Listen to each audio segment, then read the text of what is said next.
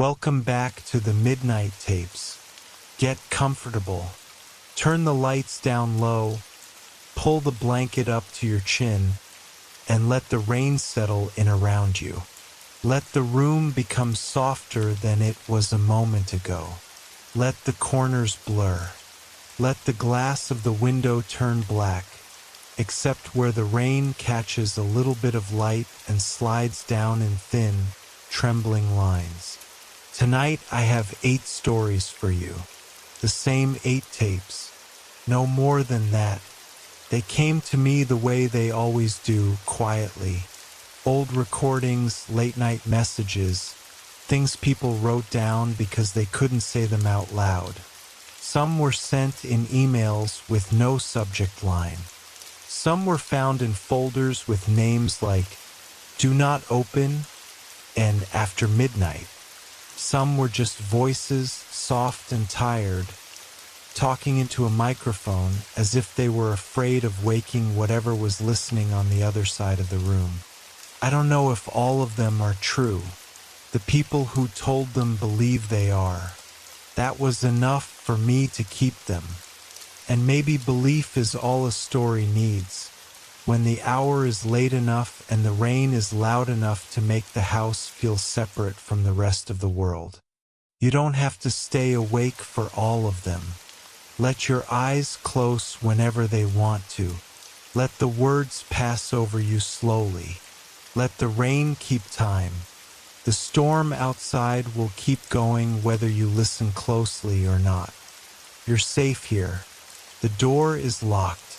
The dark is just the dark. At least that's what we tell ourselves when the lights are off. Just don't listen too closely. We'll begin now. Tape 1. The last voicemail. It started with a notification. 1 missed call. 1 new voicemail. From a number I didn't recognize. No contact, no name, just digits on the screen. It was late enough that the apartment had gone still around me. The television was on, but low, playing something I wasn't watching. The blue light moved across the walls in slow waves. Rain tapped against the window like a fingernail. Not hard, not urgent, just steady. I almost deleted it. Most unknown numbers were spam, anyway. A robot voice telling me about an expired warranty, or some scam pretending to be urgent. My thumb hovered over the screen for a second, already bored, already ready to forget it, but something made me press play.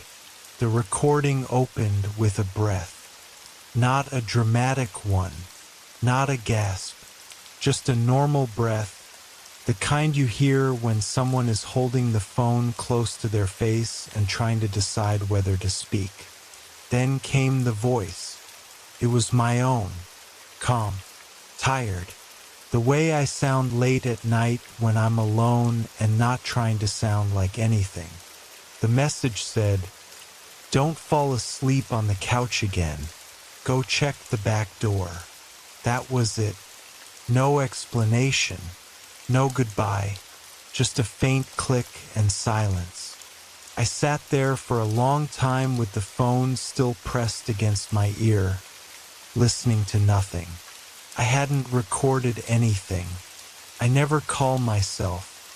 I didn't even know if a person could leave a voicemail from their own voice without knowing it. And I was, at that exact moment, lying on the couch, shoes off, blanket half over me, one arm hanging down toward the carpet, exactly where the voice said I'd be. I told myself it was a glitch, some spam call that happened to sound like me, a bad connection, a trick of the speaker, anything ordinary. I replayed it 3 more times, and each time it sounded less like a stranger and more like me. Not just my voice either, my pauses, my tiredness, the little flat way I say words when I'm trying not to sound nervous. Eventually, I stood up. The apartment felt different the moment I moved. It was the same place, the same narrow hallway, the same small kitchen, the same light over the stove, but every room seemed to be waiting to see what I would do. I walked to the back door. It was locked. Of course it was locked. I checked the knob twice, laughed once under my breath, and went back to the couch feeling foolish. I didn't sleep there, though. I went to bed, placed my phone face down on the nightstand, and tried to forget the sound of my own voice warning me about something that hadn't happened. Then it happened again the next night. Same unknown number. Same time, close to midnight. My voice again, but a little more urgent this time. You didn't check the door. Check it now. I sat up in bed so fast the blanket slid to the floor. I had checked it. I knew I had, but the message sounded certain. Not angry, not panicked, just certain, like someone correcting a mistake that mattered. I got up. The apartment was colder than it should have been. The hallway floor felt damp under my bare feet, though there was no water there. I reached the kitchen, turned the corner, and looked at the back door. The deadbolt was turned, unlocked. The chain hung loose. I stood there looking at it for so long that my hand began to ache from clenching the phone. I always lock it. I live alone. I locked it again, then put a chair in front of it the way people do in movies when they want to feel safer and know it won't really help. That night, I slept with the bedroom light on. After that, the messages kept coming. One a night, always from the same unknown number, always in my voice. At first, they were small warnings. Don't leave the kitchen light off. Move the chair closer to the door. Close the curtains before you sit down. Don't answer if someone knocks once. Each message knew something about my evening, what I had eaten, which room I had been in, whether I had forgotten to charge my phone. Once, the voice said, "Don't look through the peephole tonight." 10 minutes later, there was a single knock at the front door. Just one. Soft. Patient. I didn't move. I sat on the edge of my bed with both hands over my mouth, listening to the silence that came after it. I started doing what the messages said. Felt safer than not. And I hated how quickly obedience became part of my routine. I'd wait for the voicemail the way some people wait for the weather report. I'd sit in the quiet with my phone beside me, pretending not to look at it, waiting for the screen to glow. Sometimes the instructions made no sense. Don't stand near mirrors after 1. Put a glass of water beside the closet. Leave the bathroom door open tonight. But on the nights I ignored them, something would happen. The mirror would fog when no one had showered. The closet door would shift open by an inch. The bathroom light would turn on by itself at exactly 1:17. I never saw anyone. That almost made it worse.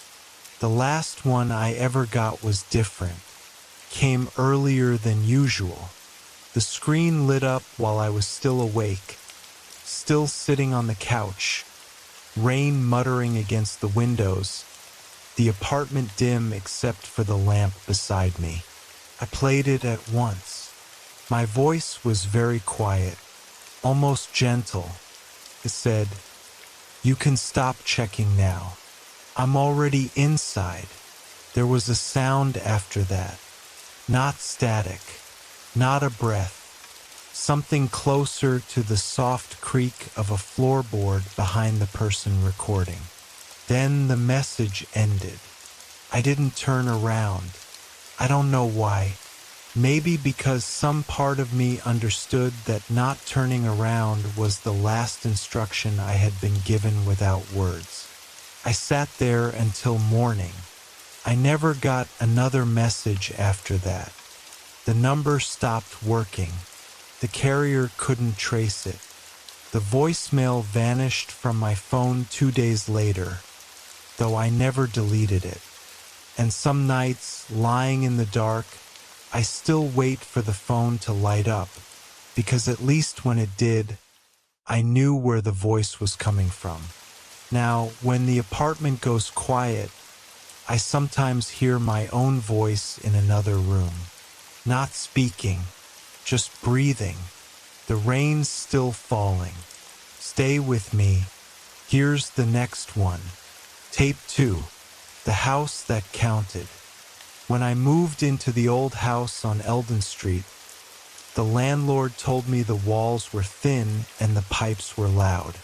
He said it like an apology, but also like a warning he hoped I wouldn't examine too closely.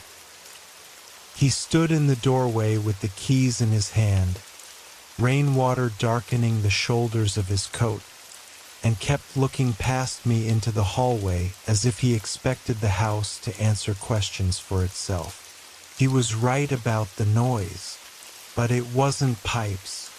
The house was narrow and old, squeezed between an empty lot and a boarded-up shop that had once sold flowers. Everything leaned a little. The floors leaned toward the center. The stairs leaned toward the wall. Even the doors, when left half open, drifted slowly inward as though the house was taking a breath. The first night, I unpacked only what I needed: a mattress, a lamp, kettle, a few boxes stacked against the bedroom wall. Outside, the streetlights turned the wet pavement orange.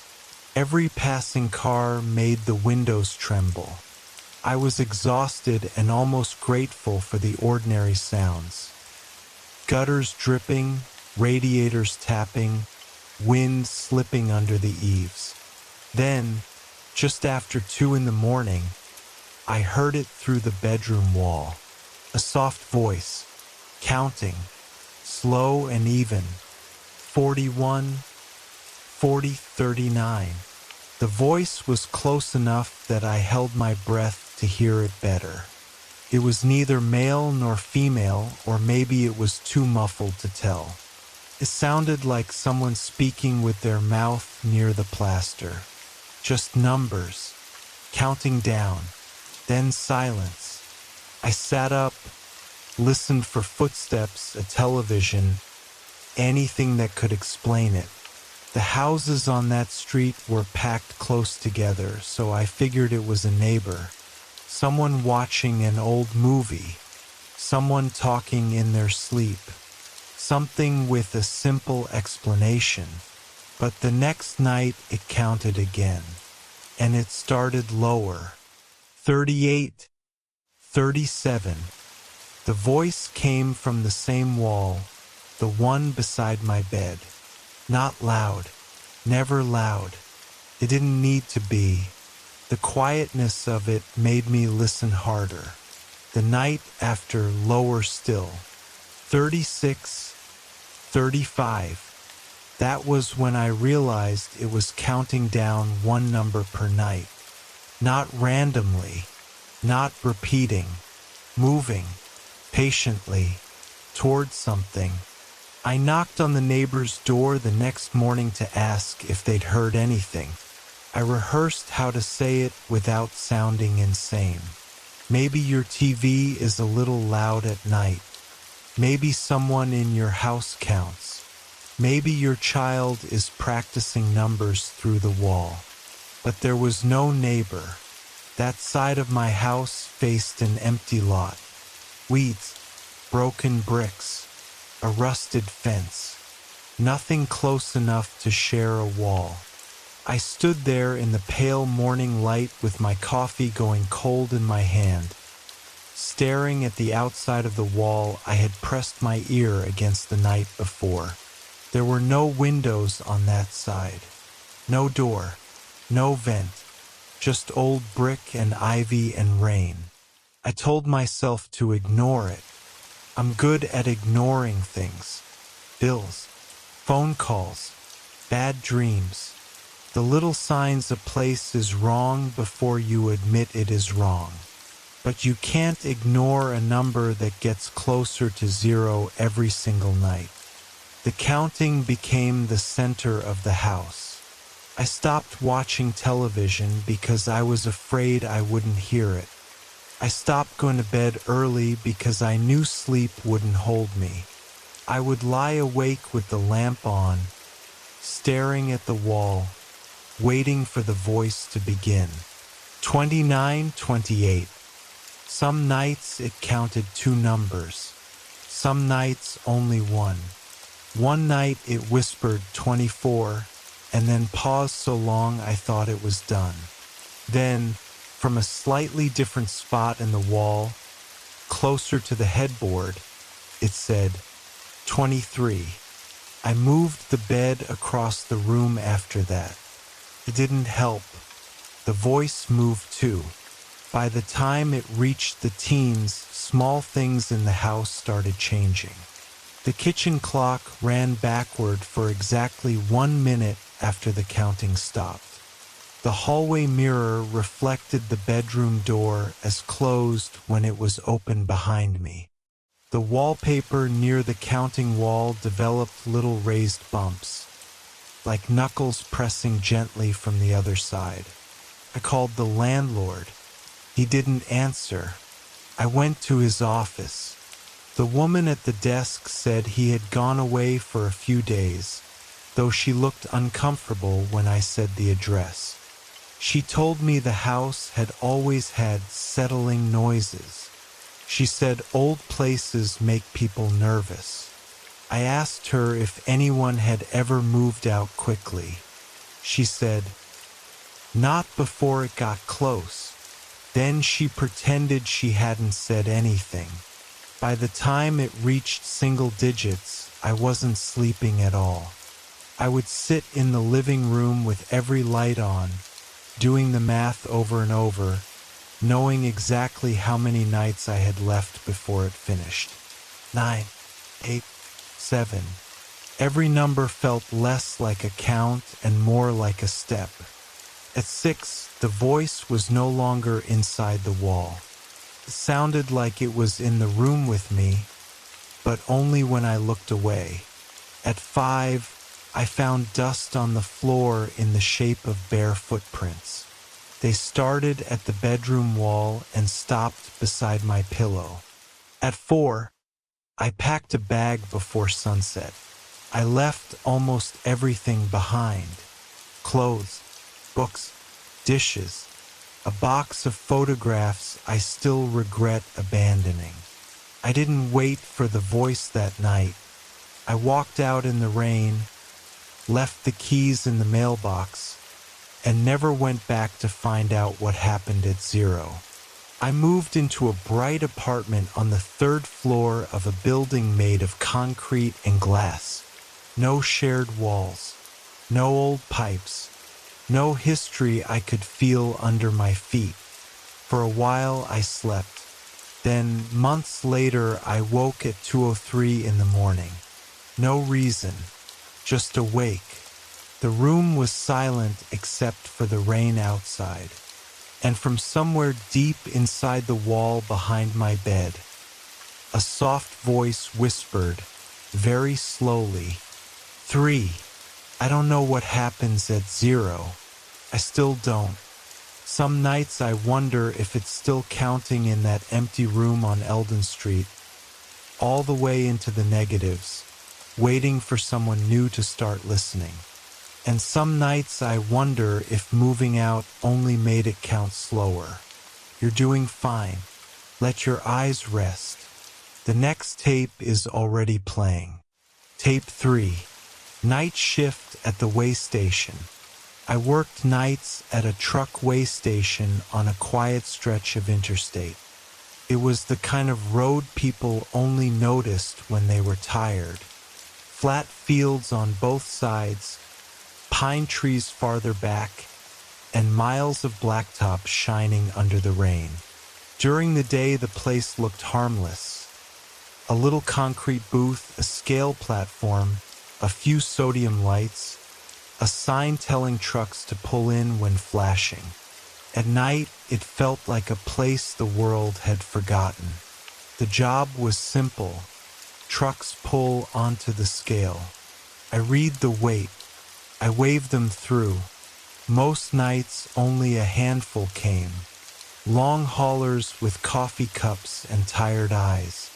Refrigerated trailers humming like distant insects.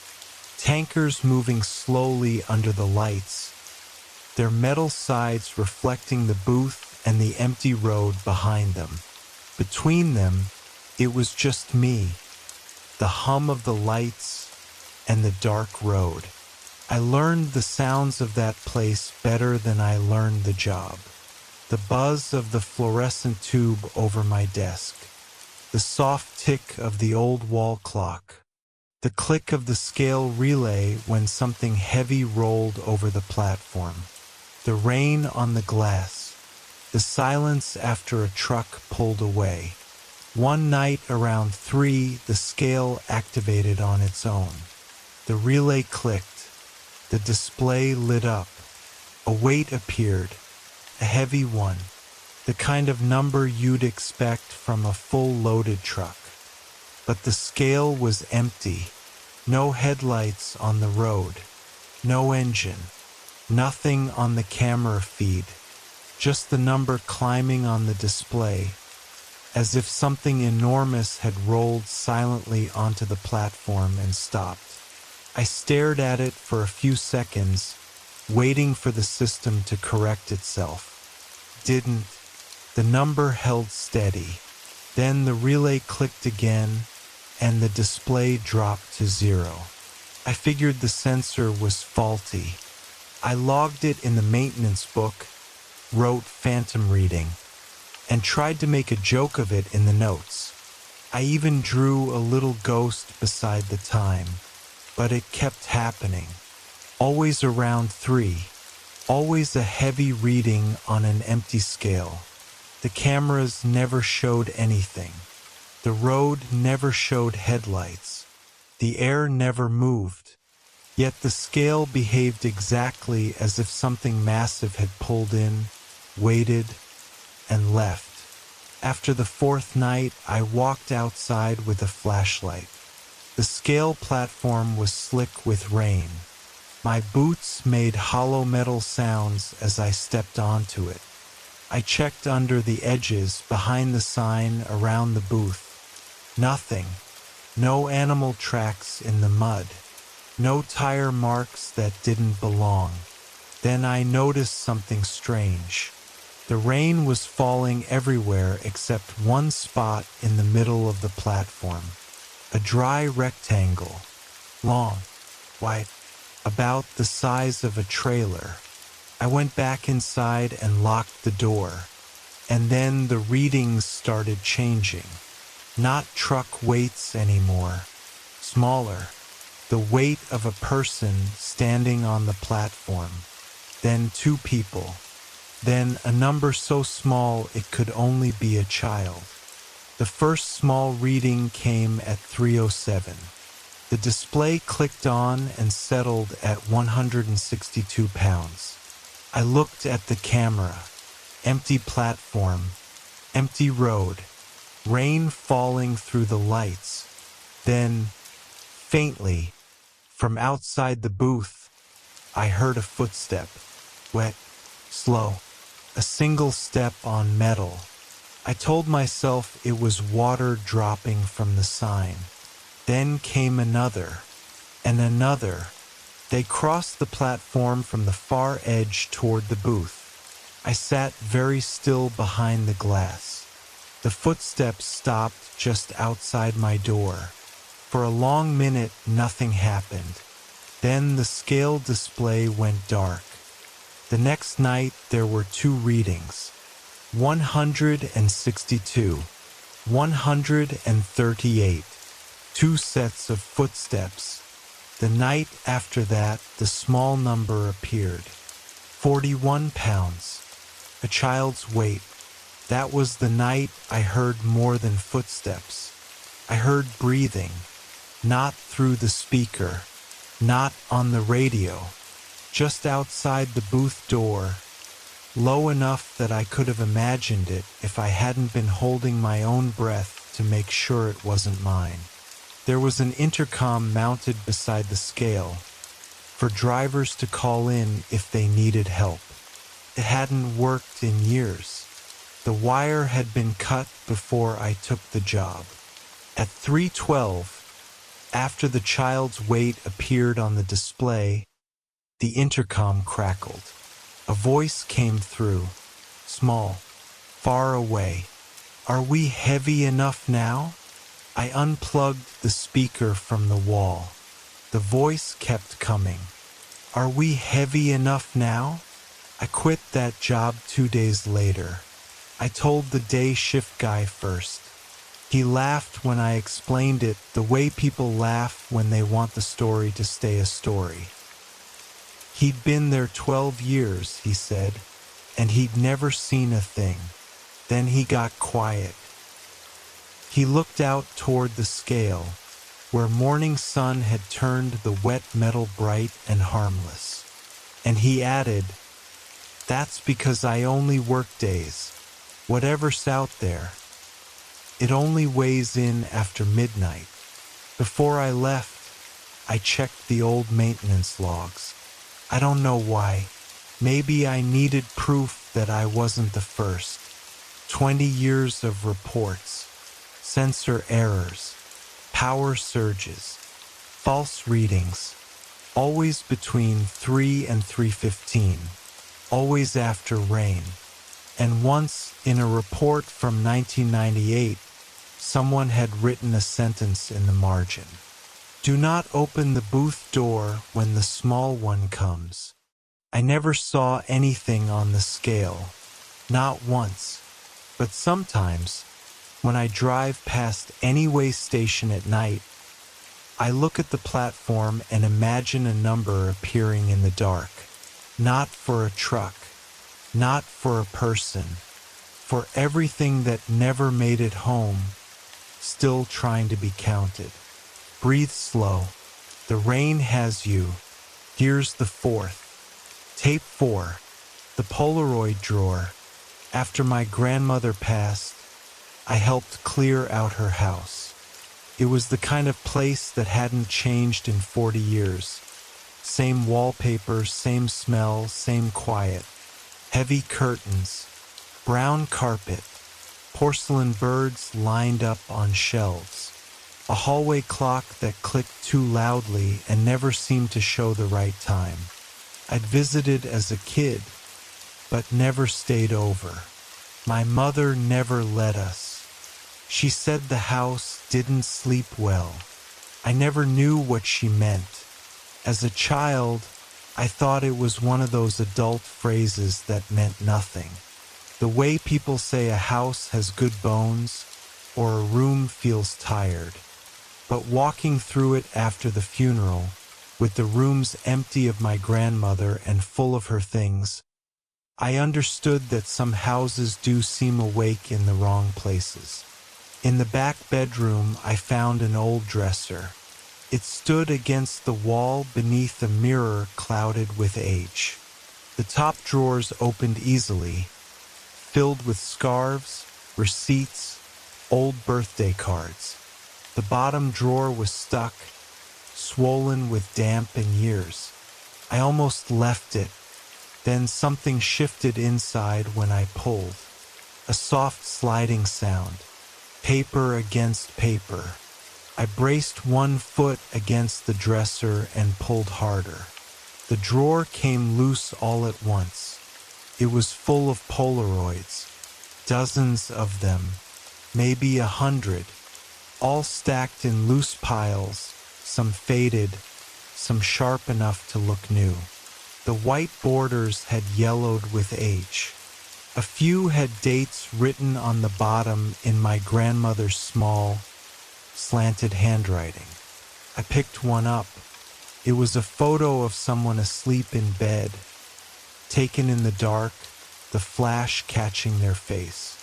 The picture had that harsh, old flash look, where the skin seems too pale and the background disappears into black. For a moment, I thought it was my mother when she was young. Then I looked closer. It was me. I recognized the small scar near my eyebrow. The sleeping person was me. I went through the rest with my hands shaking. Every photo was me, asleep at different ages. A child with a gap between my front teeth. A teenager with dyed black hair. Me in college, curled on my side beneath a blue blanket.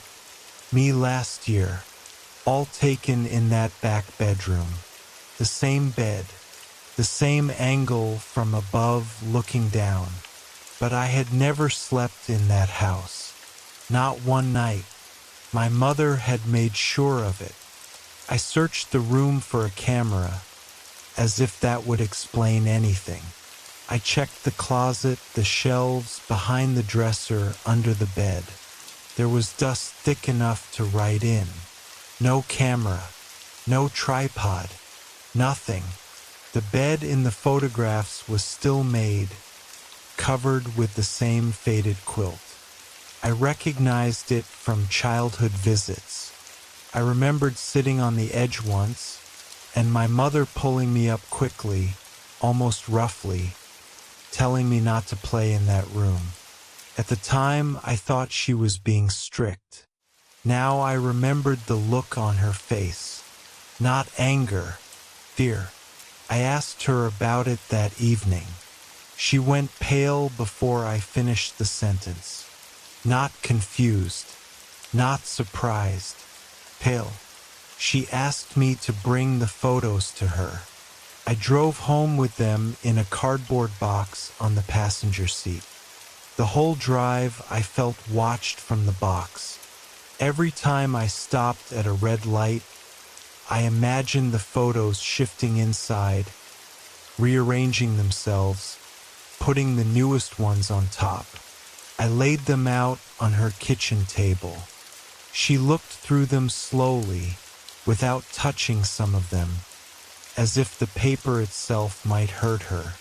She told me she had slept in that back bedroom once when she was 17.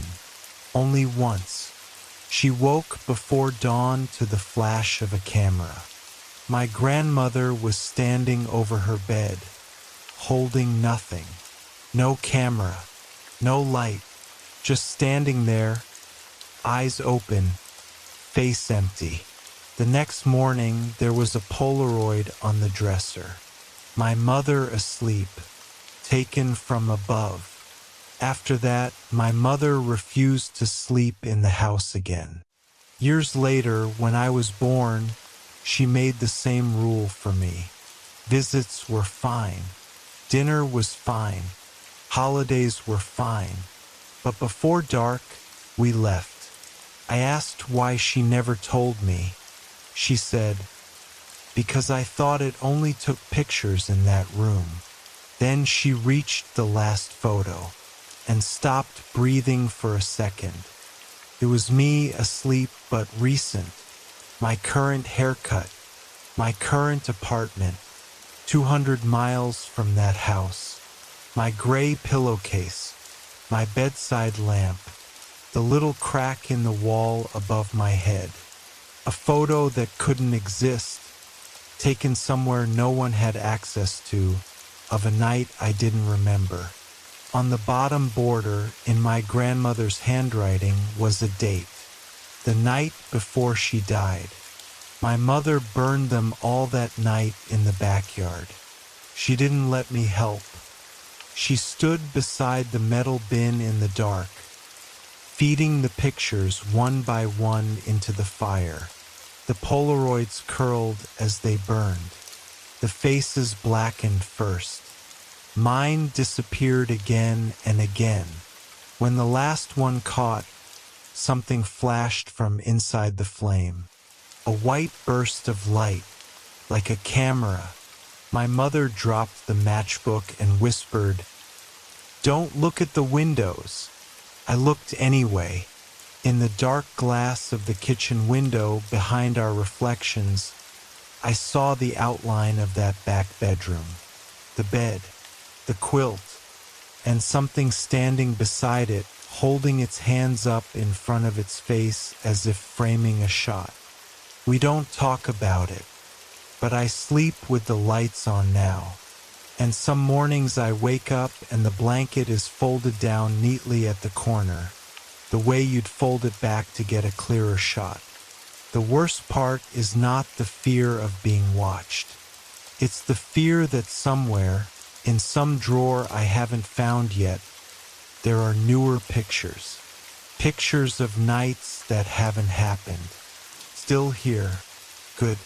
The rain isn't going anywhere, and neither am I. The next one's short. Tape 5. The babysitter's recording. I used to babysit for a family down the street. A quiet couple.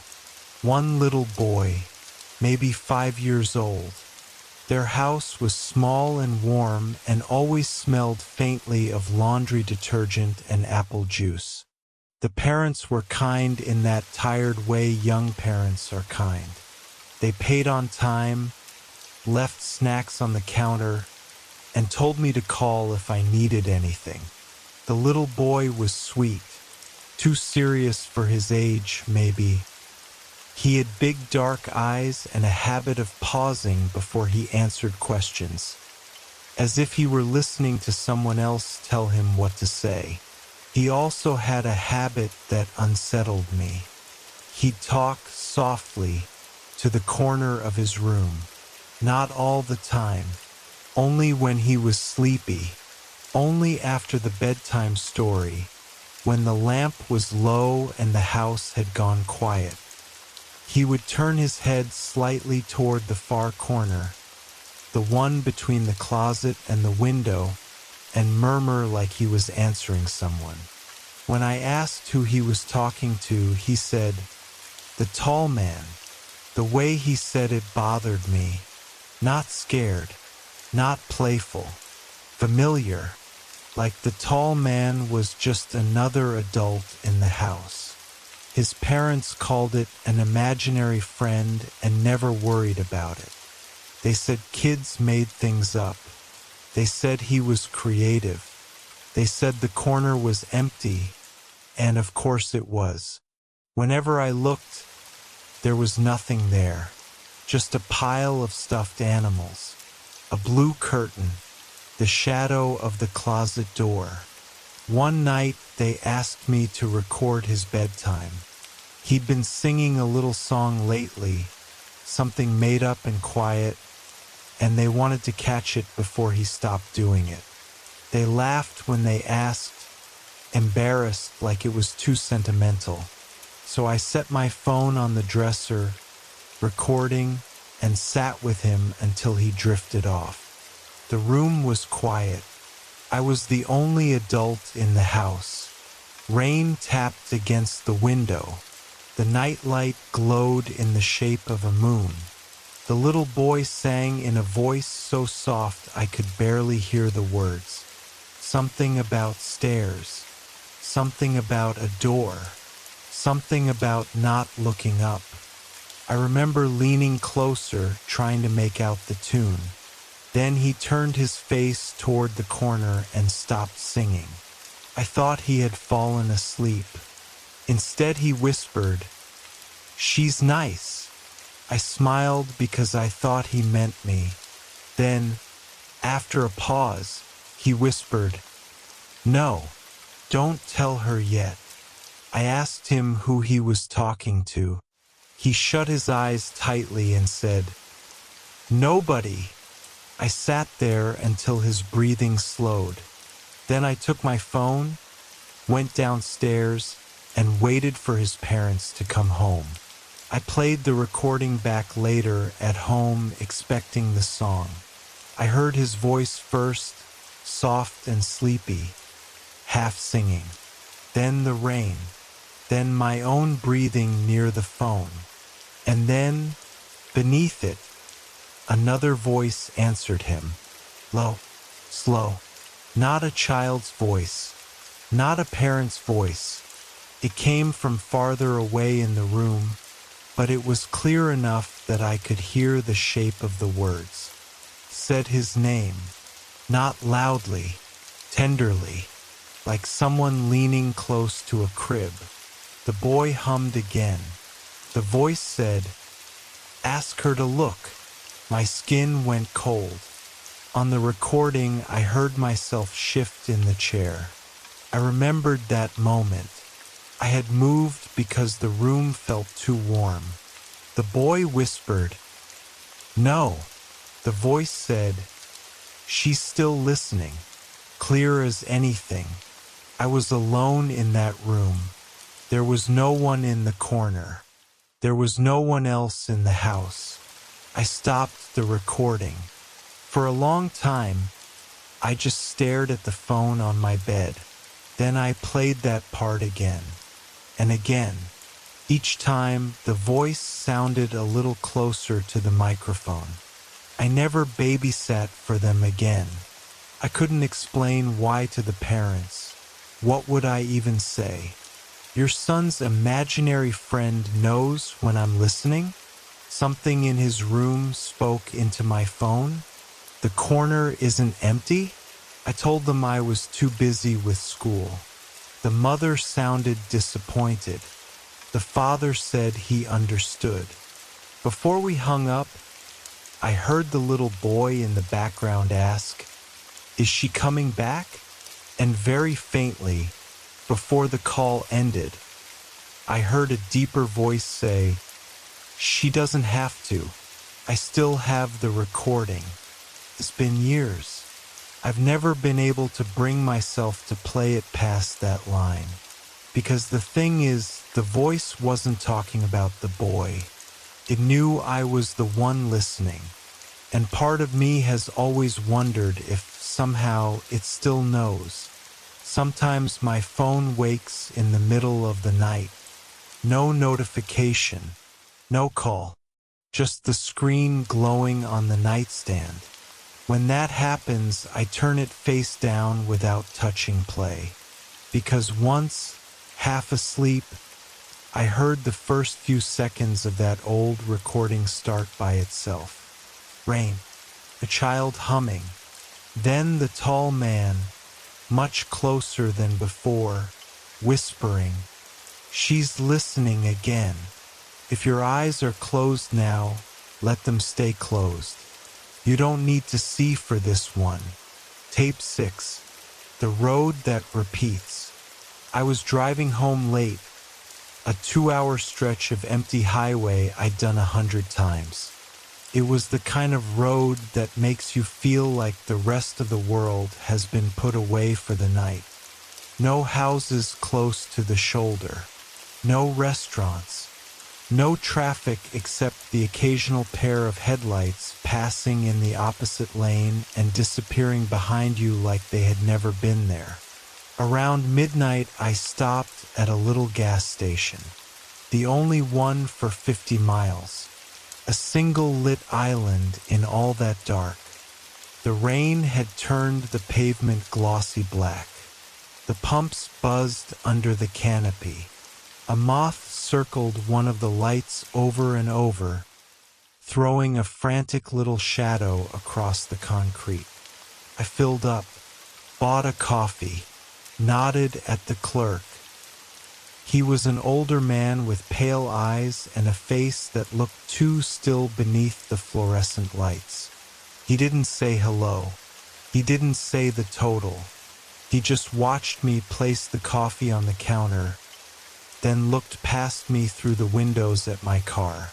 I remember thinking he seemed tired, not sleepy, tired in some deeper way, like he had been standing behind that counter for years. I got back on the road. 20 minutes later, the same gas station appeared ahead of me. same lights, same pumps, same cracked sign glowing red through the rain. At first I thought I'd gotten turned around. Maybe I had taken some service road without realizing it. Maybe fatigue had made me stupid. I pulled in, irritated with myself, already planning to ask directions. Same clerk, same pale eyes. He nodded at me like he hadn't just seen me.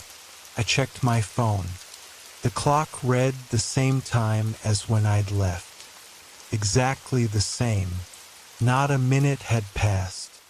I stood in the doorway with rain dripping from my jacket, staring at the screen. The clerk watched me without expression. "Road loops out here sometimes," he said. I laughed because I thought he was joking. He didn't laugh. I got back on the road, faster this time, watching the mile markers. They counted up the way they should. 12, 13, 14, 15. I kept one hand tight on the wheel and the other near my phone, though there was no signal. And then the gas station came again. Third time, same canopy, same moth, same clerk, same clock that refused to move past midnight. I didn't go inside. I drove through the lot and back onto the road. The next time I tried turning around, driving the other way. It didn't matter which direction I went. Every road led back to that single lit station in the dark, and that clerk, and that clock that refused to move past midnight. The fifth time, I screamed inside the car. The sixth time, I stopped at the edge of the lot and watched through the windshield. The clerk stood behind the counter, visible through the glass. He wasn't doing anything. Not reading, not cleaning, not checking his phone. Just standing there, waiting for me to decide whether I was coming in. The seventh time, the pumps were different. Not visibly at first, but when I pulled closer, I saw handprints on the wet metal. Small ones, large ones, smears like someone had pressed their palms there and slid downward. The eighth time, my coffee was still warm. That was impossible. It sat in the cup holder, steam rising gently each time I passed beneath the gas station lights. I had been driving for what felt like hours, but the coffee stayed exactly the same temperature, hot enough to burn my tongue. The ninth time, there was another car parked at pump 3, an old sedan, its windows fogged from the inside. I couldn't see who was driving, but as I passed, one hand wiped a circle in the condensation on the driver's window. Then another, then another. Too many hands. I drove faster. I don't know how many times I passed it. 10, maybe more. After a while, panic became exhaustion. Exhaustion became something quieter. I started to feel like the road was not trapping me by force, but waiting for me to understand a rule I had broken without knowing it. On the last one, I finally got out and walked up to the clerk. The bell over the door jingled when I entered. It was the first sound in hours that didn't seem to belong to my car or the rain. The clerk looked at me almost kindly. I asked him what was happening. He took a long time to answer. Then he said, "You stopped here. Most people don't. The ones who stop have a harder time leaving." I asked what he meant. He looked toward the dark windows. "Places like this feed on attention," he said. "Headlights pass. Tires hiss. People keep going. That's safe. But when someone stops, really stops, the dark knows they noticed it." I told him I just wanted to go home. He nodded. Then when you leave this time, don't check your mirrors. Don't look at the station. Don't look at the clock. Don't look at anything that wants to prove you're still here. The next thing I remember, it was morning. I was parked in my own driveway with no memory of the rest of the drive. My coffee was still warm. The gas gauge was full. My phone showed 6 missed calls from my sister, all placed between 12 o'clock and 12 o'clock. No other time. I don't stop at that station anymore. I don't stop anywhere on that road. I've learned it's better to just keep moving in the dark than to let the dark notice you've stopped. Sometimes, though, when I drive past that stretch late at night, I see a glow far back between the trees where there shouldn't be any building. A little island of light, a canopy, a sign, and beneath it, a clerk standing very still, waiting for someone tired enough to pull in. Almost there. 2 more. The rain will see us through. Tape 7. Room 9. I worked the front desk overnight at a small motel off a county highway. 12 rooms. Mostly empty. The kind of place where the neon sign buzzed louder than the guests and the vending machine in the hall made more noise than the traffic outside. The motel sat beside a wet 2-lane road with pine trees behind it and a drainage ditch out front. People didn't stay there unless they had to. Truckers too tired to go another 30 miles. Couples who didn't want questions. Families whose cars had broken down in the rain. I got used to the quiet. What I never got used to was room 9. It was at the far end of the row, beside the ice machine and the emergency exit to the back lot. There was nothing special about it during the day. Same faded bedspread, same little table, same painting of a lake no one had ever identified. But at night, room 9 felt occupied even when it wasn't. The first night I heard knocking, slow, even, 3 knocks, coming from inside room 9. The trouble was, room 9 had no guest. I checked the log twice, then the computer, then the key rack behind me. The key was hanging there. No one had rented it. I walked over with the master key, trying to be annoyed instead of afraid. The hallway smelled like damp carpet and old cigarettes. The closer I got to room 9, the colder the air became. The knocking stopped the moment my hand touched the door. I opened it. Empty. Bed made. Window latched from the inside. Bathroom dry. Closet open, hanger still. I told myself it was the ice machine. Old pipes. With settling. Anything. It happened again the next night. And the next. Always 3 knocks. Always from a room no one had rented. Always stopping when I reached the door. I asked the owner about it. He was an older man who lived in the apartment behind the office. He had the permanent look of someone who had heard every complaint a motel could produce and cared about none of them. But when I said room 9, he looked up. Not much, just enough. He told me to stop checking. Said the last clerk checked too much and didn't last. I asked what that meant.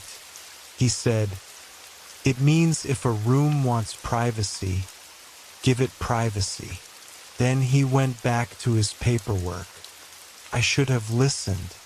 Instead, I became obsessed with it. That's what fear does sometimes. It doesn't push you away.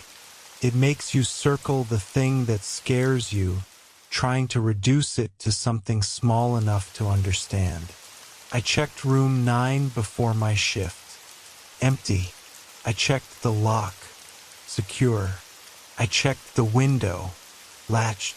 I checked under the bed, feeling ridiculous with my flashlight in one hand. Nothing. 3 a.m., the knocking came. 3 slow knocks. Not from the door, from inside the room. I watched the security camera that showed the hallway outside room 9. The door didn't move. No shadow crossed the frame. But the sound carried through the motel like someone politely requesting to be let out. One night, I decided to wait inside the room. I don't know what I expected. Maybe I thought catching the sound at its source would make it stop. Maybe I wanted proof. Maybe I had been alone at that desk for too many nights and had started to believe the motel was speaking only to me. I sat on the bed in the dark, listening to the rain on the roof. The room smelled faintly of bleach and something underneath it, something sweet and old. At first, nothing happened.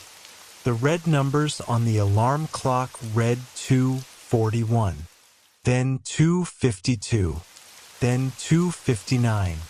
3 a.m., the knocking came. But this time it wasn't on the door. It was coming from inside the closet. 3 slow knocks. From a closet 6 feet away from me. In a room I knew was empty. I didn't move. The closet door was closed now. I was sure it had been open when I entered. Another 3 knocks. Softer this time. Lower. Like someone knocking from a crouch. I stood up so slowly the bed springs barely shifted. I had the master key in my hand, though I don't know what good I thought a key would do against a closet. Then a voice came from inside, very close to the door. Front desk. Sounded like me. Tired, flat, professional. The way I answered the phone at 2 in the morning. Front desk, it said again. Then, after a pause, room 9 is occupied. I left. I didn't run at first. I walked to the door, opened it, stepped into the hall, and only then did I run. I left the master key on the front desk and walked out into the rain, and I never went back. The owner called me the next day. I didn't answer. He left one voicemail. All it said was, "You opened something by waiting." The motel closed a couple of years later. I drove past it once just to see. Most of the windows were broken. The sign was dark. The parking lot had weeds growing through the cracks. But room 9 still had its curtains drawn, neat and closed, like someone inside still wanted their privacy. As I slowed down, my phone rang. Unknown number. I didn't answer. The voicemail came through a minute later. For a while I didn't listen. Then curiosity won, as it always does in these stories. The message was only 3 knocks. Slow, even. Then my own voice, whispering from very far away. Front desk. Last one now. Stay soft. Let this one be the one you fall asleep to. Tape 8. The tall man in the corner. When I was a little girl, there was a tall man who stood in the corner of my bedroom at night. I was never afraid of him at first. Children accept things adults can't. A shadow is not always a shadow to a child. Sometimes it is a friend. Sometimes it is a secret. Sometimes it is just something that belongs to the room the way a lamp or a chair belongs. He didn't move. He didn't speak. He just stood in the darkest corner, by the closet, and watched me sleep. He was too tall for the room. That was the first thing I understood about him, though I didn't have the words for it then. His head seemed near the ceiling, but never touched it. His shoulders were narrow. His arms hung too straight at his sides. I could never see his face, only the place where a face should have been. I told my parents. They told me it was a coat on a hook, a trick of the shadows, my imagination stretching things in the dark. So I stopped telling them, not because I believed them, because I learned that adults become angry when the same impossible thing stays impossible for too long. For years, he was just there. Some nights I would wake and find him closer to the closet. Some nights closer to the window, never beside the bed, never near enough to touch. I made rules for myself. Don't speak to him. Don't wave. Don't pretend not to know he's there. And most important, don't sleep with your back to the corner unless you can help it. We moved house when I was 9. New town, new bedroom, new curtains with yellow flowers. I remember being excited because the new room had no coat hook, no old chair in the corner, nothing my parents could use as an explanation. The first night in the new house, I looked at the corner out of habit, and he was there, the same tall shape in the darkest corner, watching. He had come with us. I didn't scream. That surprised me. I think even then I understood he had never belonged to the old house.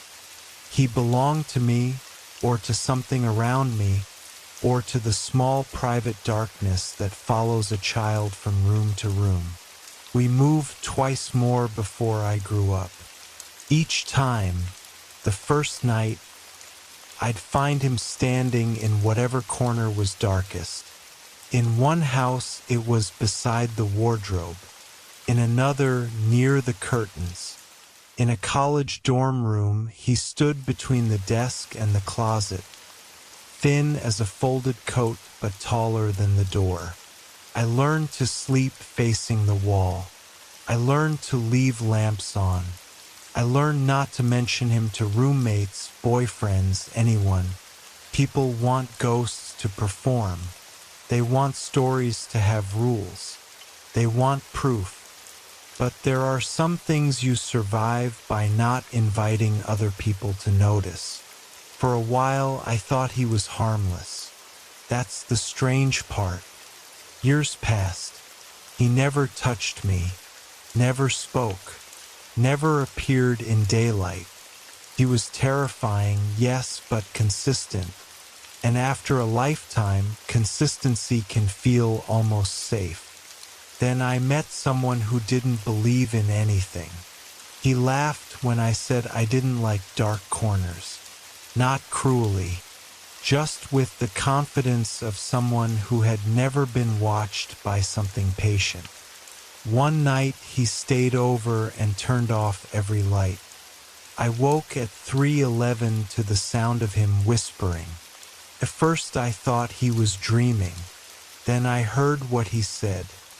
"Who is that?" I opened my eyes.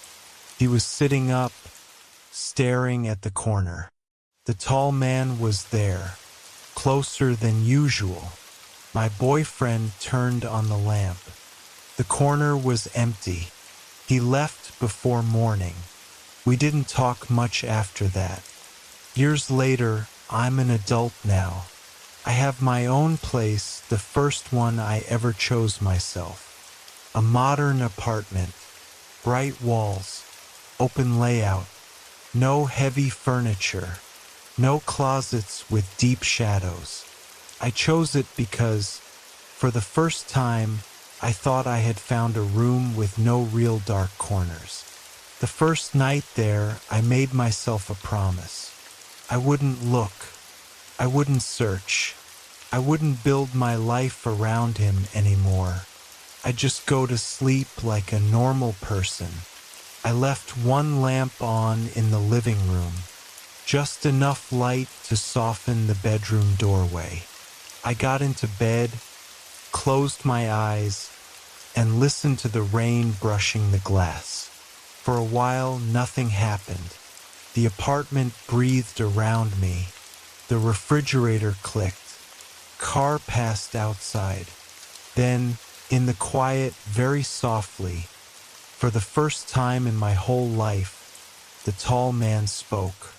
His voice was not deep the way I expected. It was dry, closed, almost fond. After all those years of just watching, he leaned down near my ear and said, "You finally got a place with no dark corners." So I had to come closer. I didn't move, couldn't. I could feel the space beside the bed occupied by something tall, bent almost in half. I could smell dust, old fabric, rainwater, something like the inside of a closet that had not been opened in years. He stayed there until morning, or maybe I only stayed still until morning. I don't turn off all the lights anymore. I leave one on always, not because it makes him leave, doesn't, but it lets me see exactly how close he's gotten. Some nights he is in the doorway, some nights beside the dresser, and some nights, when the lamp flickers and the room folds briefly into darkness, I feel the mattress dip near my feet. The worst thing is that I am no longer sure he is waiting to hurt me. Sometimes I think he is waiting for me to become used to him being closer, because that is how fear changes. First it lives in the corner, then it lives in the room, then it learns the shape of your breathing, and one day maybe it no longer has to stand at all. That's all the tapes for tonight. You made it to the end, or maybe you drifted off somewhere along the way, and that's all right. That's what this is for.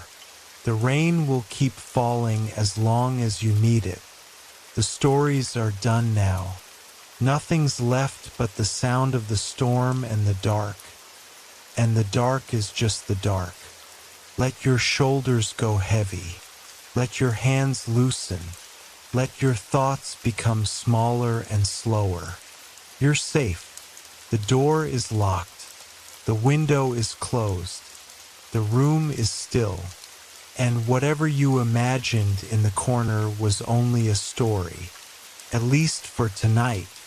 If you want to hear more, the next tape is already waiting for you. But for now, rest, sleep well, and I'll see you again next time after midnight.